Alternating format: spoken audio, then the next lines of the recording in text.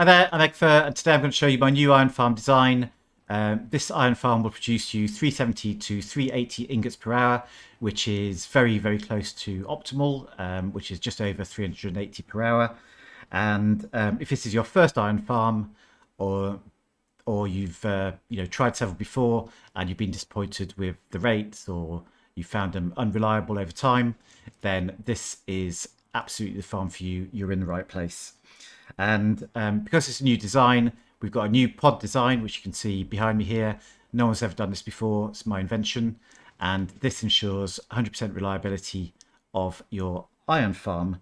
So I've tested it through game updates. I've tested it, sort of through reload and all sorts of things. This farm will work for you. Okay. The other thing is it's only got one villager pod, so that makes it a lot simpler. And there are other ways of making iron farms reliable, which require you to trade with all of your villagers. This doesn't require that, so it's super simple to build as well. Before we start, I just want to say a big thank you to a few people. So to Old Guy and to Golden Helmet, who, when I was learning about the mechanics of iron farms, really helped me out with their videos and by answering some questions for me as well. So thank you to them. And I'd also like to shout out Rufus Atticus, who has done a couple of really good videos about iron farm rates, and I'll link all of those people in the description as well. So definitely go and check those out. Okay, so let's dive straight in. So I've got a chest here with all the things that we're going to need to build this farm, and I'm not going to read it out to you because it's boring for me and for you. But just a couple of quick comments on this. I'll put it down in the description as well. But these dirt blocks can be any solid spawnable blocks that you like. And you will need 20 beds. I've only got one here, but you'll need 20 beds. The pumpkin is optional, it's just helpful. And the daylight sensor is also optional, but it'll help make the farm a little bit quieter at night. Down in the bottom right here, stuff to bring our villagers in, and the number of rails you'll need will vary, but you will need an activator rail, some powered rails, some normal rail, a minecart, and we've got to get 20 villagers from somewhere. So we'll come on to that later. So the next thing to quickly cover is whereabouts we're going to build our farm, and this farm is best if you find a nice open space, or you can terraform it down to be somewhere nice and open and flat. So I've got a perfect place here. But importantly, you need to be 100 blocks away from any other villager tech. So any workstations, beds, bells, or villagers themselves, you need to be at least 100 blocks away from them. And that's the same for pretty much all iron farms. Okay, so make sure you find somewhere which is far away, and hopefully a nice flat space. If you can't find a complete flat space, of course, you can just terraform it, and those blocks you collect from doing that will reduce the number of these solid blocks that you'll need as well. So that's kind of helpful. Okay, so this is another example of the farm we're going to build. It's pretty similar. We won't build exactly the same, but I just wanted to help you visualize the space that we need. So from here to here is 29 blocks, and from our stairs coming down to the collection chamber down there, across here to the edge of here is about 42 blocks. So although the platform is actually wider that way, the farm itself is wider in this direction. Okay, so 29 side to side on the platform and 42 front to back of the farm. So I've flown back to where we're going to do the build, and for me, what I want to do is I'm going to put my farm kind of this way, so side to side on the platform will be going along there, and front to back of the farm with my collection chambers kind of down here going over to over here. So the first thing we want to do is we want to go and collect some items that we'll need for the build. And I'm going to take some dirt, some slabs, some water, and the pumpkin. There we go. And probably the first thing you want to do, because we need quite a bit of water for the build, make yourself an infinite water source. I'm just going to fill that hole in. I've obviously got some lying around anyway, but if you don't, make yourself an infinite water source, a 2x2 hole with a bucket of water in two opposite corners. And now that'll give you water for the entire build. And the next thing I want to do is I need to find out which way is north and which way is west. So I'm going to place down a pumpkin. And there are other ways of doing it, I'll come to that in a moment. But a pumpkin stem will always point to the northwest. It doesn't matter which way around you place it. It always points the same way. So if that's the northwest, that is north towards a tree and west over there to my left. And the reason that's important is that golems spawn on the northwest corner of a block. So if it's spawning on this pumpkin, it'd actually spawn here. And it'd happily spawn on this pumpkin. And if I put some blocks around there, it'll happily spawn this pumpkin. If I put a block here, or a block here, or a block here, it won't spawn because it actually needs all of this space here to be able to spawn that golem. Okay, so on my north and my west side, I actually need to leave a little bit more space. I can't have a wall straight up against here.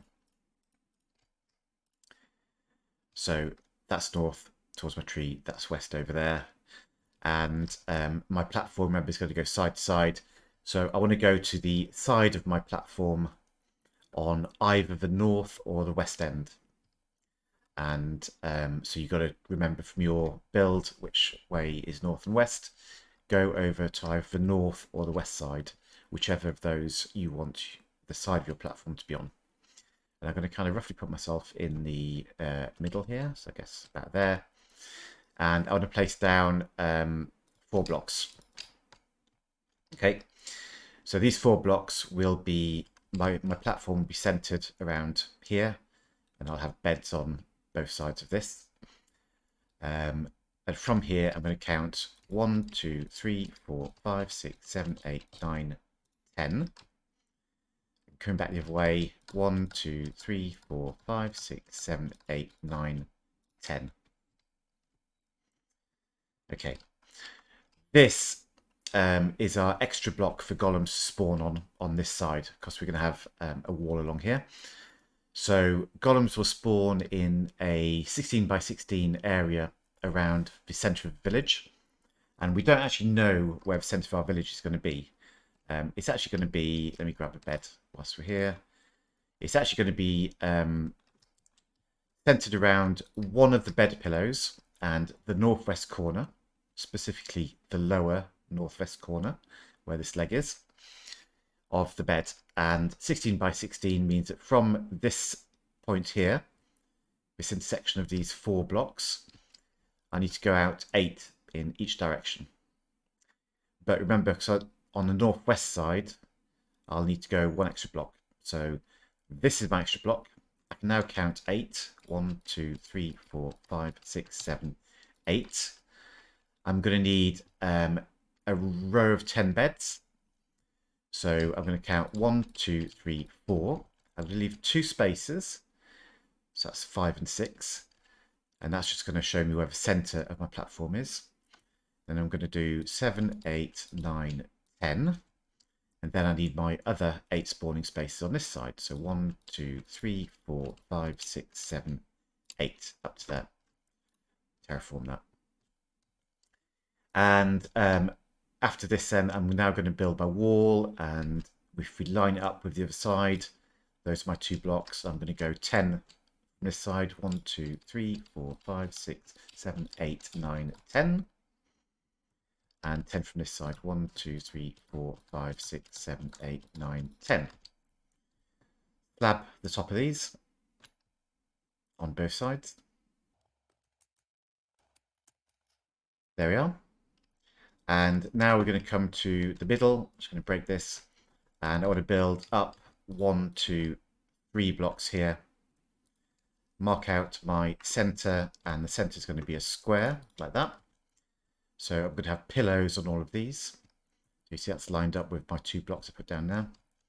And I want to come out 2 more here and 2 more there, because I'm going to place beds here, here, here, and here. And it's important because the pillows mark the center of the village, that we have them facing towards each other and facing towards the center of our platform, just like that. So I need 20 beds altogether. So that's 4. I'll need to come out another 4 rows along here, like that, and another 4 rows along here. And actually, if you're in survival, it might be helpful to put another row of blocks there so you can stand on here and place your beds. In creative, I don't need to do that. And you end up with 20 beds. Just like so. And now you can get rid of this platform here underneath. Okay, so that's done. Next thing to do is we are going to come over here and at the end 2 blocks of this wall, we're going to dig a pit, which is going to be 2 wide. It's going to be 3 deep. So we're going to go from this wall over to that wall, all the way along, and make that 3 deep. So I will finish it off and we'll come back and have a look in a moment. Okay, so there we go. We've got a pit on either side, and it is 3 blocks tall, 2 wide, and it goes from one wall to the next wall. Same on this side. There we go. So next I'm going to go back to my chest and I'm going to collect a few more items. There we go. I think that's it. Okay, so we've got these 2 blocks where there's a gap here, and I'm going to run along there towards my pit. And down here, I want to make another hole, which is another 2 by 2. I want to place hoppers into there and hoppers into the backs of those. So make sure they're all pointing that way towards the outside of your farm, away from the bed platform. And then we're going to dig ourselves a little hole here. Get down, grab your chest. So we have a double chest here. It's going to collect all of our iron and then dig our way out of here. There we go. On top of this chest, you want some glass blocks and some solid blocks above those, like this. Then we're going to do exactly the same on the other side, level with where the center of platform is. So there's the other side done as well, and I've got my little walkway down here. We've just managed to avoid the tree, which is good. And now what I want to do is I'm going to put campfires down on top of here. And those campfires, what they do is they will kill any mobs that get pushed onto these hoppers, but they do allow items to fall through and be picked up. So if I go down and look in this chest now, I can see my dirt which I just threw in is there. Okay. Water streams on not the bottom block, next one up. Same on this side. And what you'll see is on the north or the west side, which was, remember for me, that was north, that's west. I should have 1, 2, 3, 4 blocks between the water and the campfires. And on the east or the south side, I'll have 1, 2, 3. So if you've got it right, yours should look like that as well. So come over to this side where we've got a 4 gap and just place blocks underneath the 2 high bits of water. And I need 4 pairs of blocks like that. That will extend the water stream down there, and poor Mr. Piggy is going to bite it. On this side, I'm going to need 3 pairs of blocks. And that'll extend my stream down to here. Perfect. Then take your buttons, and where the water drops from being 2 high to 1 high, just above that, just here, place a button and run buttons all the way along. Oops, not to there. I'm going to need to place another block back here just to extend that again. Perfect. Do the same on the other side. So buttons all the way along to there. And 2 more buttons on either side above the campfires, like so. So on our longer side, which was to the north or the west, remember, we now want to go from above the campfire on that side and count 1, 2, 3, 4 blocks. Place some lava there. Come over to your side. Above this campfire, count 1, 2, 3 blocks and place some lava there. That will spread out, and then we can break these buttons here. You can see that we start some fires, and we'll sort it out a bit later. They will go away. But we break those 4 buttons at the top, leaving the 4 buttons down below. And if I pop down here, you can see now that lava is sitting just above the campfires. So anything that comes down into here, and you've got them coming down to there, fall into campfires, will get burnt by the lava as well. Do exactly the same on the other side. So we'll start off with our campfires. Put your water streams in, extend the water streams, and place your buttons and the lava. And it is exactly the same as the previous one. Okay, so hopefully your farm looks a bit like this now. So we've got our lava and buttons on this side as well now. And now, so our killing chambers are ready. Basically what we need to do now is make sure that we can get golems going into them. And the way we're going to do that is I'm going to break this block here for the time being. I'm going to fill in this gap. And we're going to place water sources all along the top of these blocks here. And you'll be going back and forth to your infinite water source a little bit. Being in creative mode, I can do that quite easily, like so. And what you'll see, because the this run of blocks is not quite centered, it's just to the left of the platform. On this side, I'm 1 short of the edge. On this side, I get exactly to the edge, but not over it. And I do the same trick as I did before, just place a row of blocks along here. And that will extend my platform, my water out to the edge here. You can break all of these blocks down, we don't need them. Think about wearing depth strider boots, or just being really careful that you don't get pushed by the water streams into your own killing chamber. It's painful and it's embarrassing as well, frankly. Right, so that's it. That's got all of our platform done. And the next thing to do is probably look at how we sort out our villagers. Actually, no, not quite. Let's do a wall along here first. So, you know, we had the lava setting things on fire. So I'm just going to make a little wall here. That's going to keep that all contained, and we won't get any fires spreading at all. Same on this side.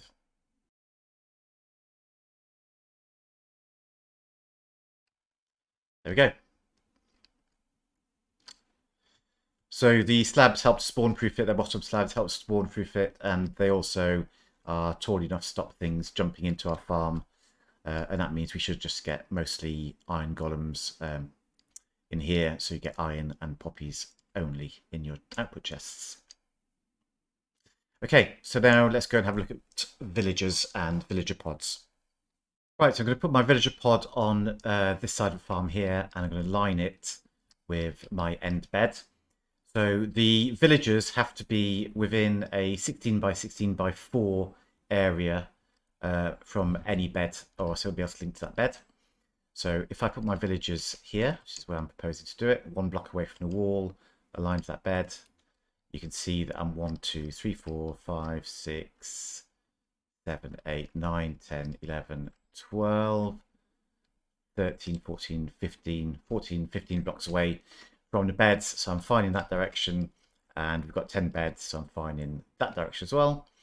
And I'm also fine in terms of the height. So having all my villagers here should be absolutely no problem at all. And what we're going to do is we're going to build a little standard pod like this, which has got 9 workstations in it, and any villager who is standing inside here can work at any of those 9 workstations, including one on the floor. So they will all be happy villagers. But the special source of this farm, if you like, is that we're only going to have 1 villager pod, and we want to make that 100% reliable.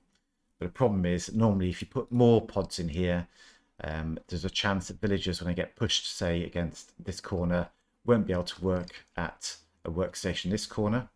So if they're linked to that workstation, then they will never work, and that becomes a problem for reliability. So that's a problem we're going to solve with this farm. And the way we're going to do it is we're going to use pistons. And our pistons are going to be used to move those problematic workstations backwards and forwards. And as they move, all the villagers unlink from them. And then the villagers link back. So villagers link in the same order to a workstation. But because of workstations, because of randomness in piston order in Bedrock, the workstations come back in a random order. And so the actual workstation they connect to is randomized. And so as long as we move them enough times, every villager will be able to connect to a workstation that they can reach. And they'll all be able to work, and that's all we need for our farm to function. Every villager has to have worked, or sorry, 75% of villagers have to have worked once during the last Minecraft day. So as long as we can make that happen, then we're good. They don't need to be linked to workstations all the time. Okay, so with these pistons here, I'm going to put some more fleshing tables up there, some more up here. Not there. I want some solid blocks there. And I'm going to put one more piston on top here. Because at the moment, if I fill in all of these gaps, I've actually got 17 workstations in here. So 6 along here, 6 along here, that's 12, 13, 14, 15, 16, and 1 in the ground, 17. I'm going to need 3 more to make up 20. I might not need 20, we'll come to that in a moment, but I'll need up to 3 more, and they are going to go along here. Okay, so this piston will move those ones along. Now, actually, no villager can connect to these workstations above their heads. So they would seem pointless, but they're not. They have to be there. If we have villagers who can work, then these have to be there so that the villagers link to them, and then we can unlink those villagers and they have a chance to link to something else. If we didn't have these workstations, then those villagers would never be able to link to anything. Okay. Right, let's get our villagers in. And the way we're going to do that is we're going to put a block here with a redstone torch underneath that. And I'm going to get my rails and minecart and my friendly villager chap. So we're going to put powered rail here and here, an activator rail here. An activator rail, when it's powered, will dump a mob out of a minecart. We want it to dump into that hole. So I'm going to A, power the rail, and B, put a solid block on this side so they don't come out that way, they'll come out this way. Solid block down here, run our powered rail down like this, and then have a normal rail, and I'm going to put a powered rail with a block at the end here. And I'm going to put a torch there to power those. And then finally a button on here. Okay. So if you bring in your villagers in from a breeder and you've got a rail system set up already to do that, then you can just bring them straight up here. They'll go up there, they'll get dumped in the hole. If you're bringing them in from a village via rail, same thing. If you're bringing them in via a boat, for example, then you need to get them to here, stick them in a minecart, and then you can just press a button and they will go up and get dumped in a hole. Now, one thing I'd say is keep really careful count of how many villagers you put in here, and also keep a count of any nitwits you put in. So it's okay to have some nitwits, up to 3, no more than 3. But you have to count how many you do, okay? So that's 1 villager. And we're just going to keep going, and we're going to put in 20 villagers. We don't want any babies. So that's 4, I think. 5. That's our first nitwit.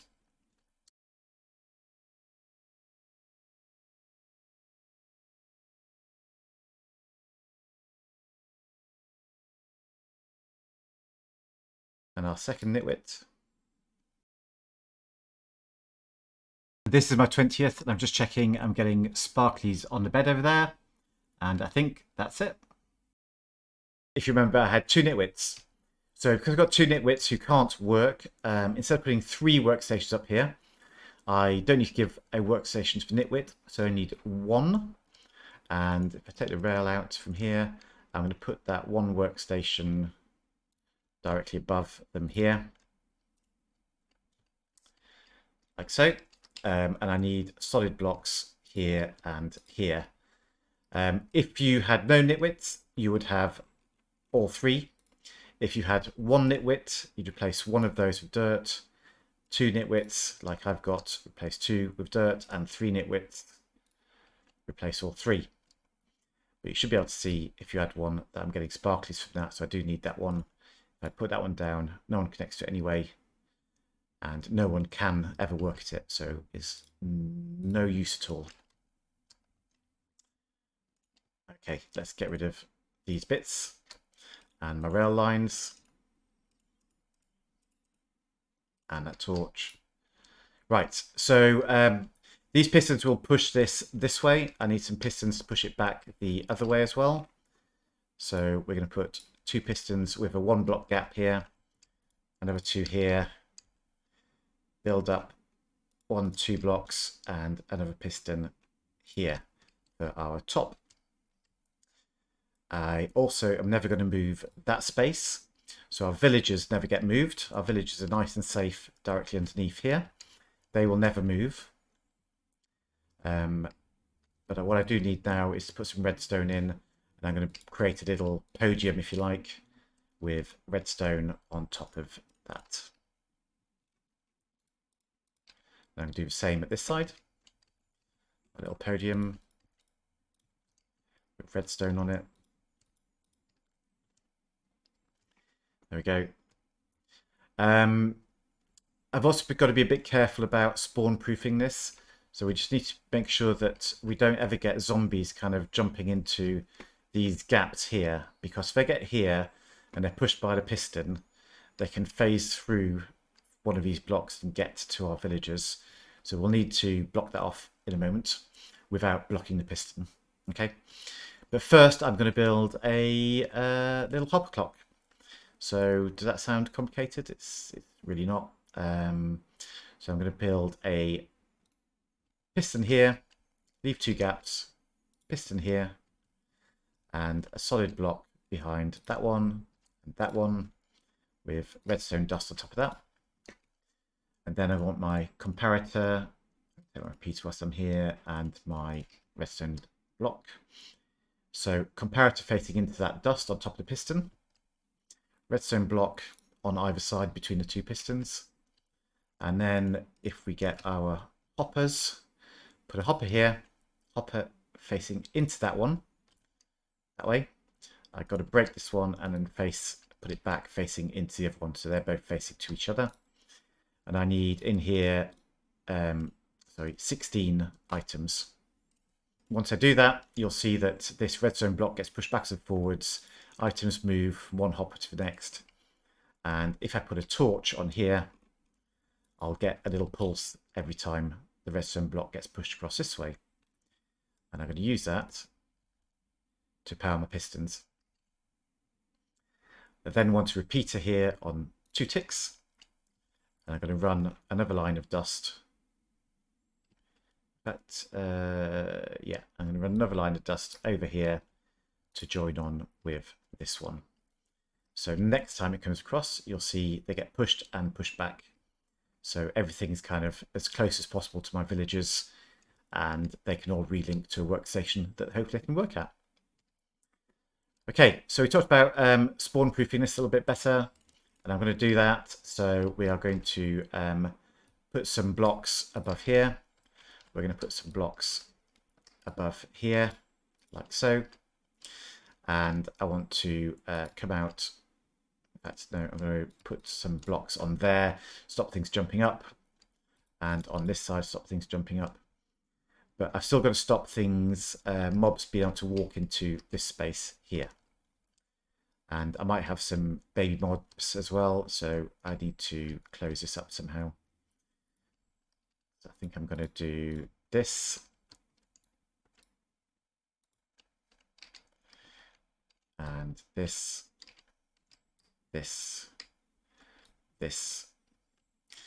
And that hasn't quite closed it, has it? So we will need a block there.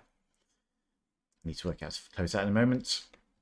Well, you guys are probably better with stuff than me. So let me come across there like that. And I've still got a space here, which I'll need to close off from baby zombies. Or maybe I can just drop that down a little bit. Okay, so hopefully nothing can get to there. I'm going to put a torch on here. I'm going to put a couple of torches up here.